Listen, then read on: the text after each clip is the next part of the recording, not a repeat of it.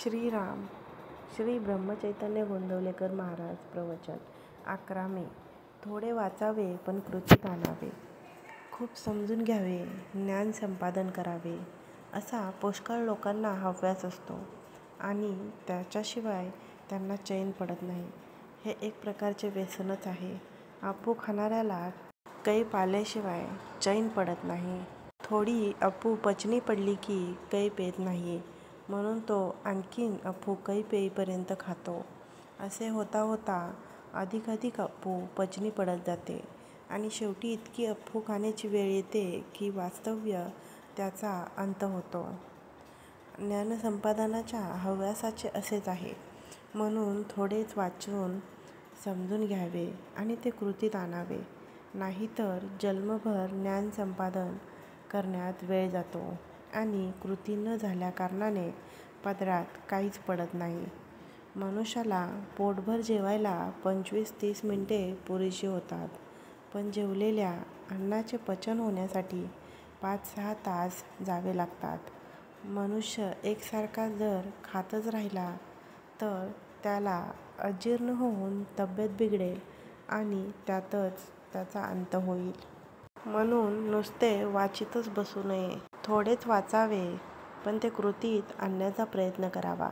नुसत्या वाचनाने किंवा विषय समजावून घेण्याने प्रगती होत नसून ते कृतीत आणण्याने प्रगती होते. म्हणून केवळ समजावून घेण्यापेक्षा ते कृतीत आणण्यावर भर असावा. आपले आकुंचित मन विशाल करणे, आपण स्वार्थी आहोत ते निस्वार्थी बनणे हेच खऱ्या वेदांताचे मर्म आहे. नुसत्या विचाराने तत्त्वज्ञान निश्चित होणार नाही. त्यासाठी साधना करायला पाहिजे. जग सुधारायच्या नादी लागू नका.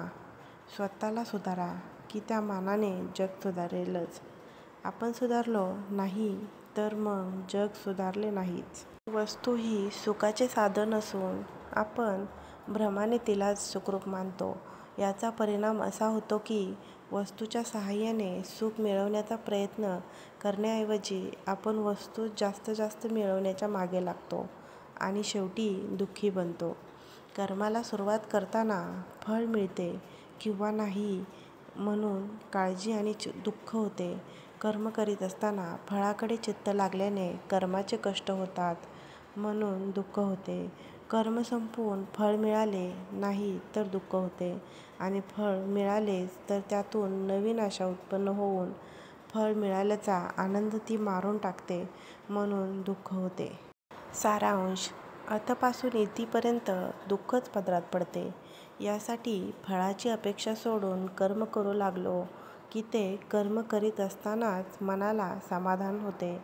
म्हणून परमार्थामध्ये रोकडा व्यवहार आहे, उधारीचा नाही असे सर्व संतांचे सांगणे आहे. बोधवाक्य: अधिक वाचू नका. जे काही थोडे वाचाल त्याचे मनन करा आणि ते कृतीत आणा.